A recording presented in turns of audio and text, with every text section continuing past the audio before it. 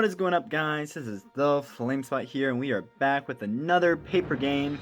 And finally, it is out. Yes, indeed, this is my Call of Duty Black Ops Zombies game. As I said in my last status update video, it only sports 2 maps. However, there's still quite a lot of gameplay that you can get from this. As you can see, I chose one map from each of the Black Ops games. One from Black Ops 1, Kino de Toten, and one from Black Ops 2, which is Town. Now, I must say that I have said in the past that making these maps were pretty difficult, and we'll get to that a little bit later in the video. However, you can see this is what the maps look like.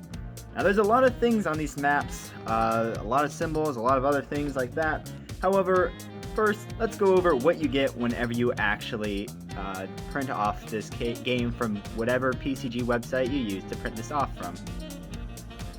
So first things first, this is the first page, and as you can see, although this is my original copy, I have a couple of colors in there. However, let's just say if you do not have a color printer, then you are going to have to color in some things or find a way to change the different symbols for certain things, since you need a few colors for a couple of features, such as the perks system.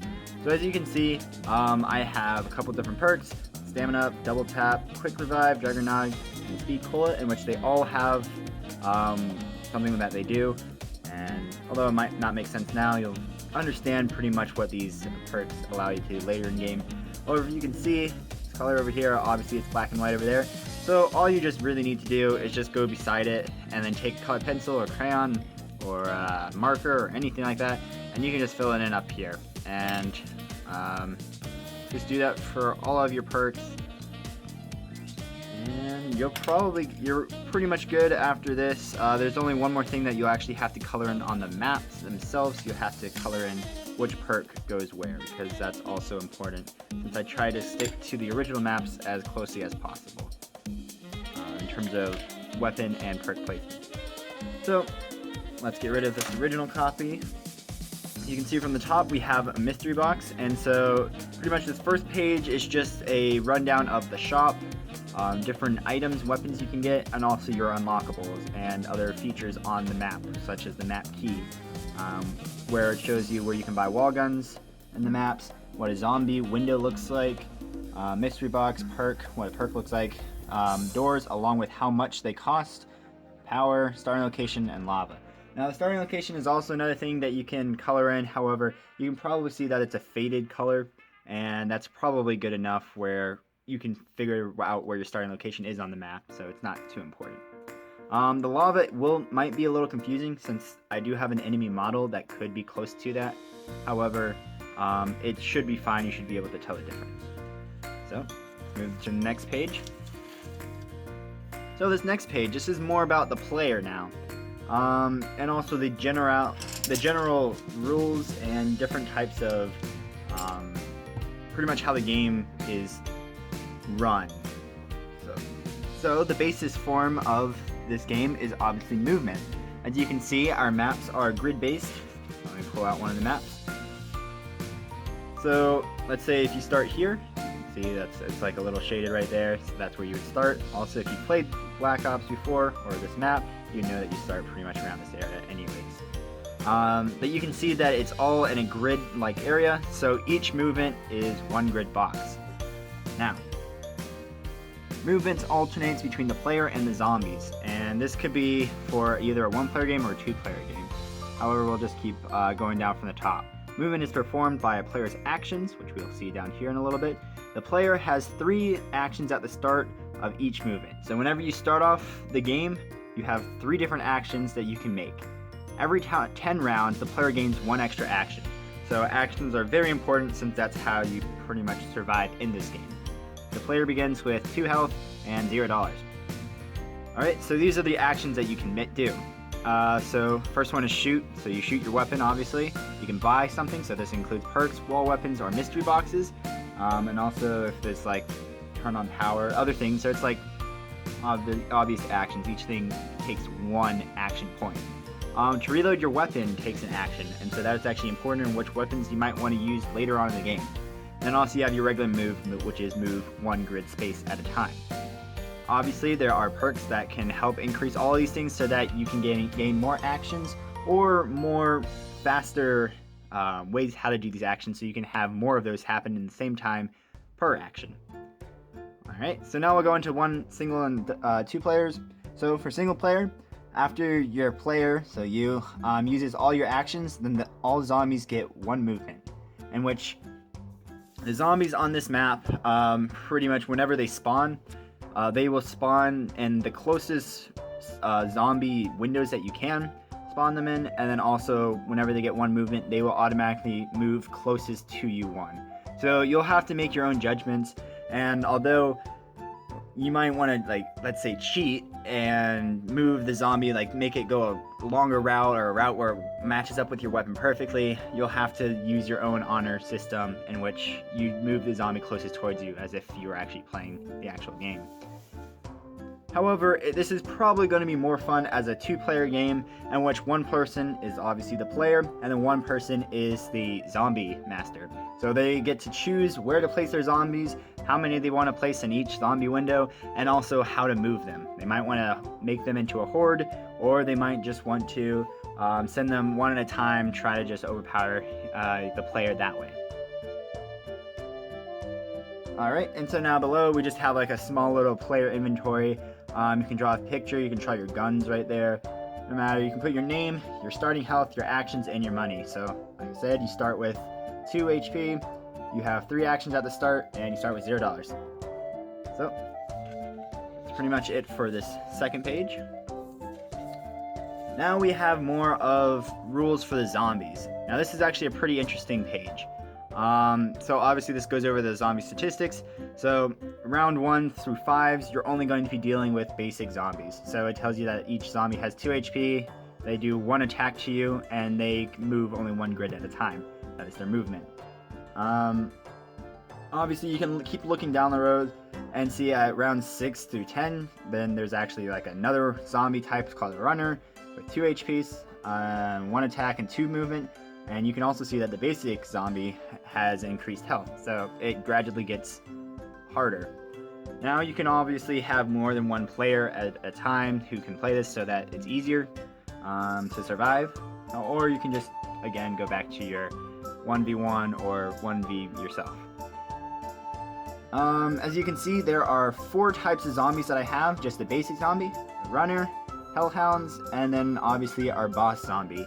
And I know the boss zombie, it wasn't necessarily used too much, especially in the Black Ops 2 zombies games. Do know that in one of the maps on the Black Ops 1, there's like a scientist, mad scientist, technical boss zombie. Oh, we don't really count that, but I just include this guy just to make a challenge. It wasn't until Black Ops 3, I believe, when the actual bosses came around. Alright, so now we have more rules on the boss spawns. So, round 1 starts with 3 zombies that spawn on the map. And as you can probably, we'll just look at the map again, and we'll actually re-look at that first page with the key. You can see that a zombie window is a line with a squiggle through it. So, you can see in your starting location, you have 2 zombie windows within your first set of doors, which are right here and right there. So pretty much the zombies are going to just all spawn in the closest that they can. They can even spawn up here and they can go through the doors as long as you can. However, the zombies are going to spawn and then you're going to, gather them around, do whatever you want to try to kill them first. So let's bring that back to the side. So round 3 start with 3 zombies.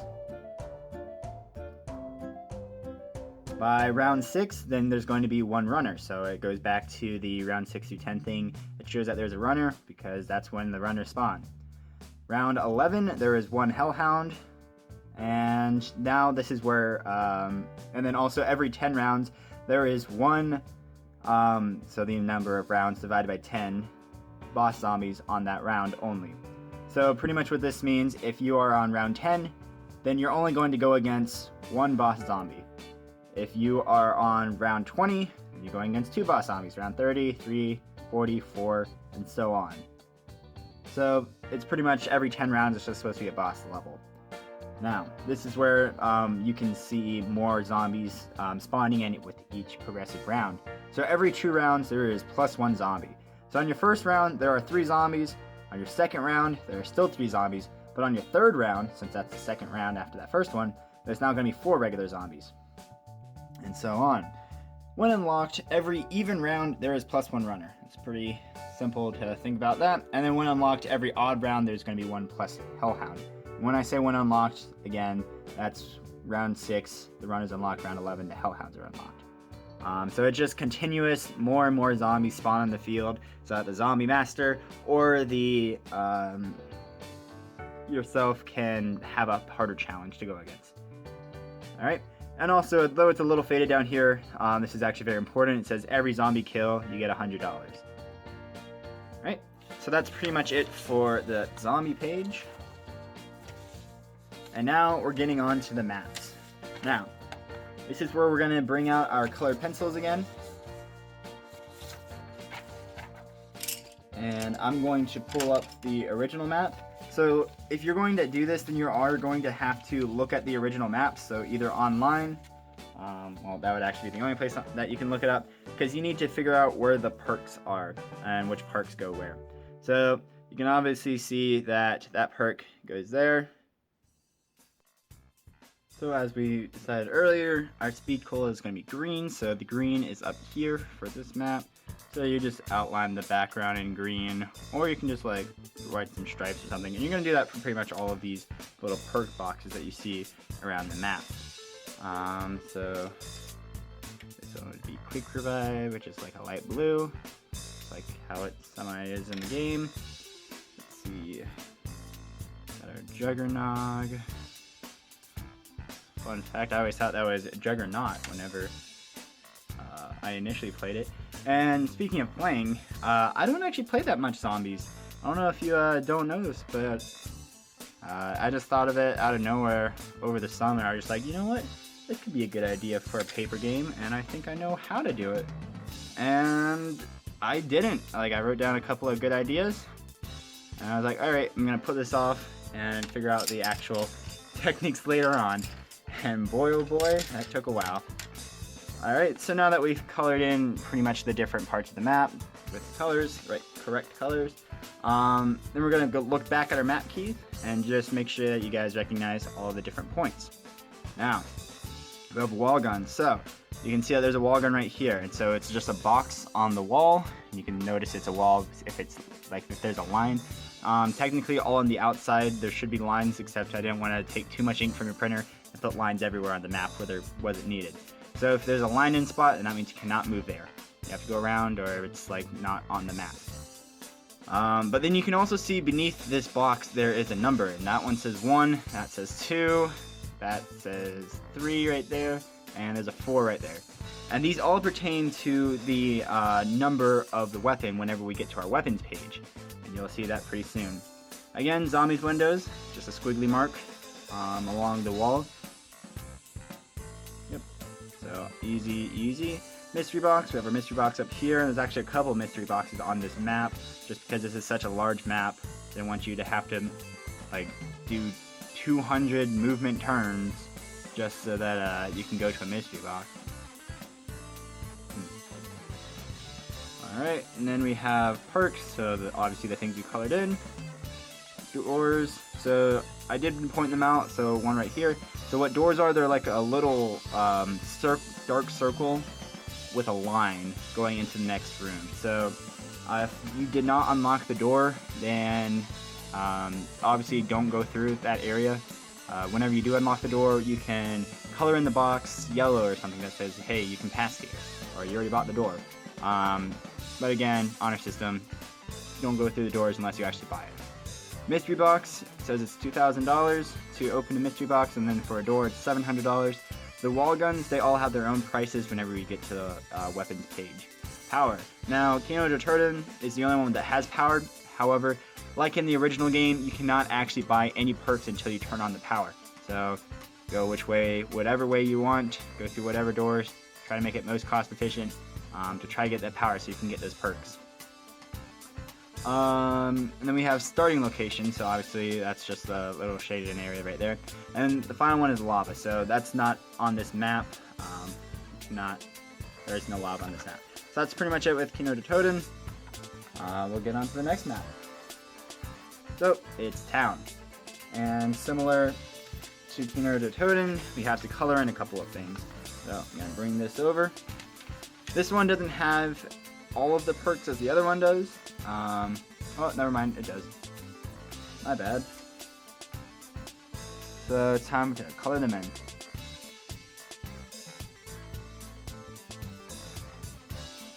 One more thing on the maps that you might not know what they are. So if you see like there's just lines along, that's like a building or a room. So obviously you can't phase through doors. However, these are supposed to be stairs, and you probably saw them on the other map as well. You can move upstairs. They're just regular grids. However, at the top of this one there's a door, obviously. Well, there's no door right here. You still have, it's still 2 grid spaces. On this map particularly, though, there are certain arrows that you can see pointing downwards. It's very faint on the camera. However, there are a few arrows, and this means that inside the room you can pretty much jump outside the room. Because if you know the map town, pretty much all these buildings are in ruins, and you can jump from the top story of the buildings to back down into the streets below. If you did not know, this is supposed to be like a 4-way intersection. These things right here, those are just supposed to be cars. Just think of them as like dashed along objects. I just wanted to put a little bit more character to the map by just drawing in the cars. Alright, you can see that there are the boxes, mystery box, wall box, and also a few different areas for zombies. Zombies spawn a pretty wide out. It's not that many spawn locations for this one, but it also means that they can group up a lot, and it might be hard for the player to survive. I'd also like to show you that this is a zombie spawn area right here next to the Pack-a-Punch, which I don't believe I said on the other one, but Pack-a-Punch is on Kino de Toten. Unlike in the original game, though, there's no like teleporter. I just put Pack-a-Punch there. So yeah. Also with this map, you have to go around the outside. This area is blocked off too, so this little hole right down here, I blocked that off. Unlike the original game as well. I just couldn't think of a good way of making it accessible after you turn on the power. So yeah. That's a zombie area right there. There's still a squiggly line. So that's pretty much it for town now. Now, I keep on saying how difficult it is for me to actually make these maps. And I'll show you why. So here we go. Hey, this is Flamespot around 3 weeks in the future after I actually recorded the rest of this video. Now I'm done with my finals and all of this semester for school, so I should be getting back to making some more games. In any case, you can see that I'm actually playing the black zombies while I'm drawing out the map, trying to get each wall and door and everything perfect. Of course, I'm doing this with a broken controller to make it even harder. So you can tell that I've had many deaths and zombies trying to play this. And when I mean that I am bad, I actually mean that I am really bad. As you can see, these are just some of the game over screens that I've had only for the one map. And you can see that they're pretty low round levels. Sometimes it didn't even last 2 rounds, so you get what you get. So as you can see, I am a horrible zombies player. I cannot play at all. Many times I lose pretty early. In any case, we're going on to the next page, which is our weapons page. So I can move this back. But before we go to weapons, as I said before, actually, I'll just look over the perks real quick since I did tell you all the actions. So stamina up, movement allows player to move 2 grid spaces instead of 1 per action. So remember you said you have 1 grid movement per move. Now you can do 2 if you have stamina up. Double tap. So +1 shot per action, does not affect the N72 law, which we'll get into after the weapons. Quick revive allows player to revive after death with 2 health. So it's pretty much just like a restart. So it's always a good one to have a quick revive on you. Juggernog, player gains +2 health. So Obviously, that is what it sounds like. And then Speed Cola, reloading no longer takes an action, which is going to be big if you don't have to reload for an action. Now, one of the things that I actually don't have on here is that you can only have a maximum of 3 perks on you at once. I think that that's just like a challenging thing to do. If you have all 5 of them, then you're probably not going to lose. So I'm thinking if you only have 3, just try to work with it from there. Now we're getting on to the guns page. It's probably something that you guys all wanted to see. You can see it's a full page of guns, weapons, all sorts of things, and obviously the teddy bear of woe. So you can see that on these guns, I'll actually zoom in right here. You can see that each of these guns has their own stats. So this is the M14. You can see it says wall 1. So what that means is that if there's a wall gun and there has a number 1, then an M14's there. You can see for the Olympia, wall 2, if there's a number 2 next to the wall box, then you can buy the Olympia. And this is how much money they cost. So 500, 500, 1000, 1000. So I only have 4 wall guns that you can buy. Except here they all are. So you can obviously see that there's the image for them, and then there's also different stats for them. Now we have attack. So attack is how much damage you do to a zombie after 1 shot. So if you shoot your weapon as an action, that's how much damage it does. However, you can also see that each gun has their own shots per action modifier. So let's say you want to shoot your M14 and you use one of your actions to shoot. Well, you actually have 2 shots that you can make, and that's 1 action point. So you'll do 2 attack damage to a zombie. So that's pretty much killing 1 zombie just from the start. Obviously, you have to keep track of how much ammo you have. So then you'll have 4 ammo, and after you shoot 6 times, then you'll have to reload your gun. Now, what this means is rounds of ammo. So ROA, rounds of ammo. So that's how much ammo you have before you have to either rebuy the gun or roll for a mystery box. Pretty much the gun is useless after you run out of 5 rounds of ammo. Pretty much what this means as well is that you have an infinite ammo cap per round, as long as you keep on reloading and using your actions, and keep on having only 6 shots for the M14.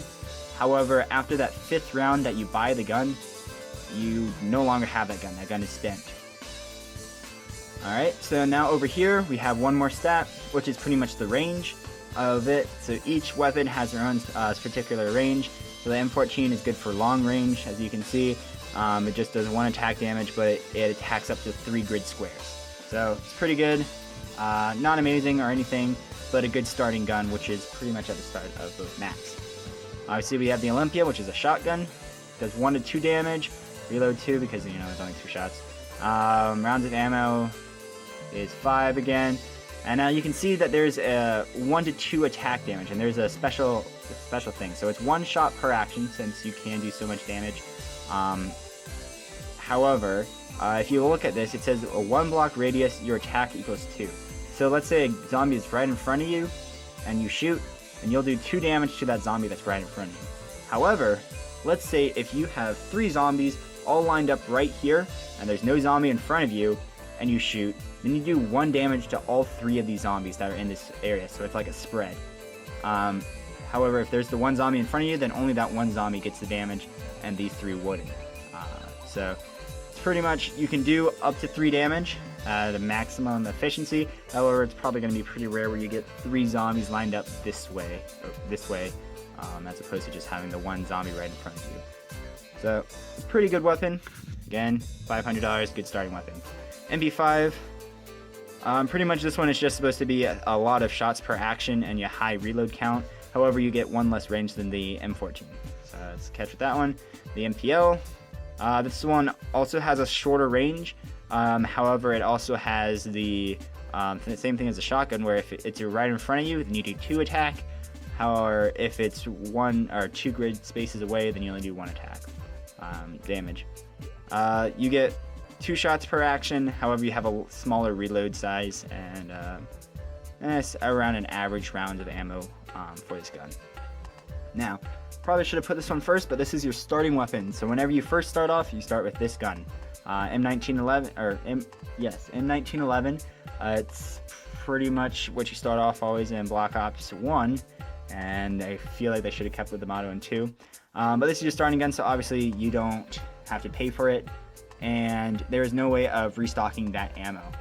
So you only have this. So you can see you only have 3 rounds of ammo, so you better buy a new gun before anything else, because you're going to run out of ammo and you can't do anything then. So your attack obviously is 1. You do 1 shot per action. It's supposed to be a pretty bad gun. You have 6 bullets before you have to reload, and your range is only 2. So it's supposed to be a bad gun. Alright, now we're getting to our mystery box. So as you can see, there are 6 different mystery box things, and what's a game that I like without having there to be some sort of rolling or luck-based system?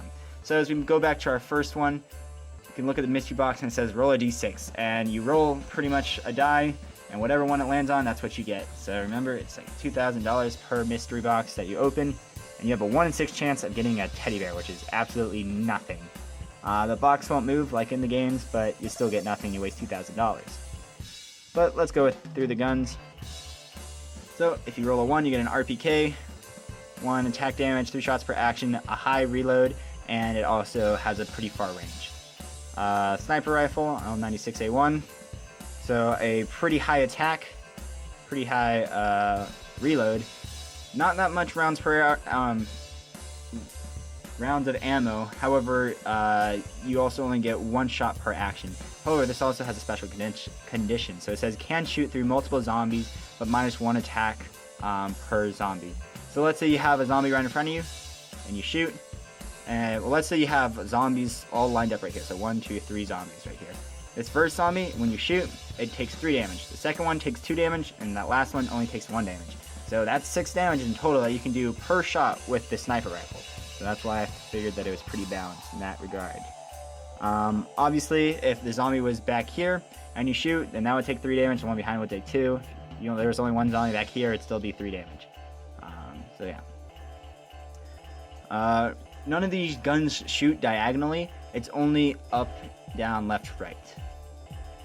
Next, we have the S12 from Black Ops 2. Similar to the shotgun. However, unlike the other shotgun, this one has 2 shots per action, has a small reload mag size, but it's the same conditions for shotguns. It's just supposed to be more powerful Olympia. Alright, next one is the M72 Law. Now this is pretty unique since this is a rocket launcher. This is box number 4. It does 3 to 4 damage, so one of our highest, well, it is our highest value attack, in which obviously you're only firing 1 rocket at a time, so your reload is 1, and you have 8 rounds of ammo. So you have quite a lot of ammo. Obviously you still get the 1 shot per action since it's such a giant thing. However, you can see that this one is actually pretty weird. Now, this rocket launcher deals in a 2x2 area of damage. So if you're attacking someone right in front of you, then, and if you want to attack like 2x2 in this area, then that's what you do. So you do 2x2 box area here. Or if you want to go down here, if there's more zombies down here, then you can do a 2x2 box area. Oh, whoops, I'm showing the wrong gun. 2x2 box area. It goes out to up to 2 ranges. So 2 grid for the range for the limit, or for the minimum. So you can, it's technically 3. So it is quite a large range, especially with such a giant blast radius. However, the only catch is if you do attack and you shoot a rocket launcher, or you shoot a rocket within 1 grid of you. So if right here, right here, or right here, if there's a grid there, right there, the zombie will take 4 damage, or in that 2x2 area. However, your player will also take 1 damage. So it's like I mean, if you shoot a rocket at your feet, you're gonna get hurt. However, if you shoot within the 2 radius, then you'll be fine. However, the rockets only do 3 damage, which is still quite a lot especially for a 2x2 area.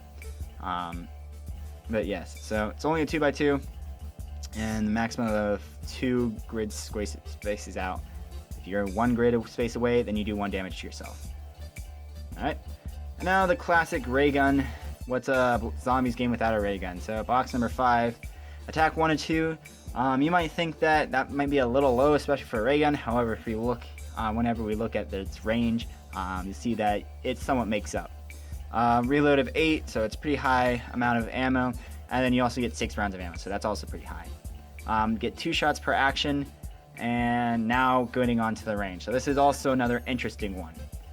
So, unlike the sniper rifle, it doesn't shoot through objects. However, whenever it does hit an object, so let's say there's a zombie 1 or 2 spaces away from you, then when you shoot it, it also does like fragmentary damage to all sides of it, except for diagonals. So whenever you shoot, that will do 2 damage to the zombie. However, every single zombie adjacent to it will take 1 damage. Let's say if you shoot right in front of you and you shoot, you won't take any damage yourself. The magical ray gun stuff doesn't hurt you, unlike what a rocket would do. But you'd still do 2 damage to the thing in front of you, and then you do 1 damage to everything on all sides, all adjacent sides. So, still supposed to be pretty powerful, especially when you get 2 shots per action. And if you think about it, with certain perks, you can get 3 shots per action, and you don't have to ever use an action to reload. So this could be a very, very powerful weapon. Obviously, finally, we have the teddy bear. Like I said before, it's just there to annoy you, and just for bad luck if you don't get a good roll. Alright, so that's it for the guns. Now on for the next page. Now this page is also a little unique. So this is pretty much all of our zombies figures. What you can do if you want, you can use little Legos as your zombies if you want, like 1x1 studs. However, here in school, I don't have any of my studs with me, so like the smallest thing I have is me with a little orange flat design piece. So that's pretty much my smallest piece, so I can't do that. So what I decided instead, I have 2 different designs for different zombies and other things. So down here, these 2 are both the exact same, you can probably tell, just with different designs. So down here we have 3 rows of 20 of just regular zombies. So this is supposed to be like a top-down view, so you're looking at their head, their shoulders, and their arms sticking out.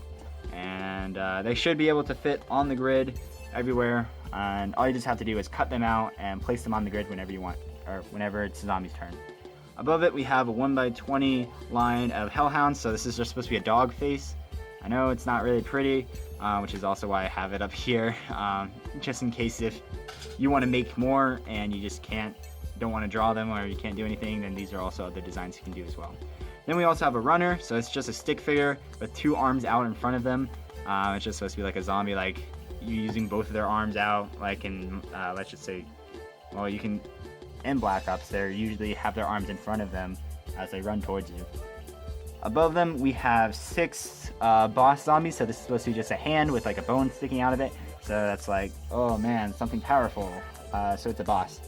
Over here, we have 3 different figures. These are Stickman with a bandana and some sort of weapon in their hands, and that's your player character. You can design your own player character, it doesn't matter, I just gave you 3 options right here.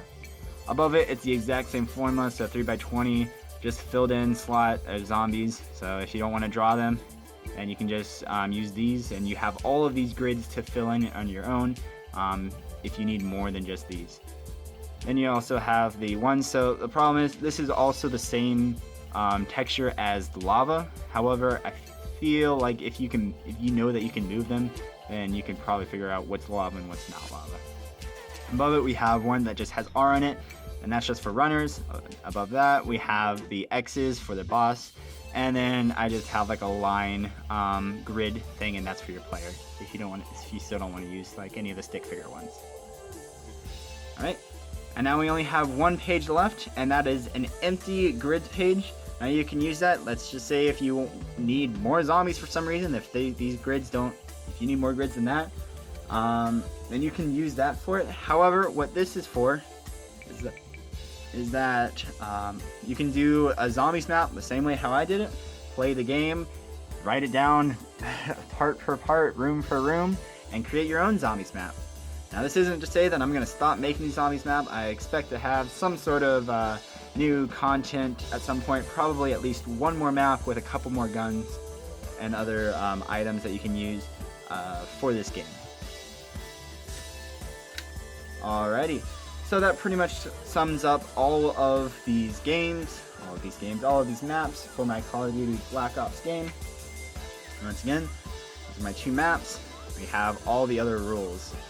If you have any questions for this game, please put down in the description, not in the description, please post a comment about anything you might ask, or ask in the Discord, tag me so that I'll see it, and if you ask a question, I will pretty much answer it to the best of my ability. This is just a going over the rules video. I will have an actual demonstration video coming out pretty soon. I'm trying to get another person to play so that it can be a zombie master or a player. Doesn't matter. But like I said, I feel like this game is probably better with 2 players than just 1. I will get one for an individual 1 player and then one for a 2-player demonstration. So don't worry about that. In any case, that's going to wrap it up for us. This is the Flame Spot, signing out.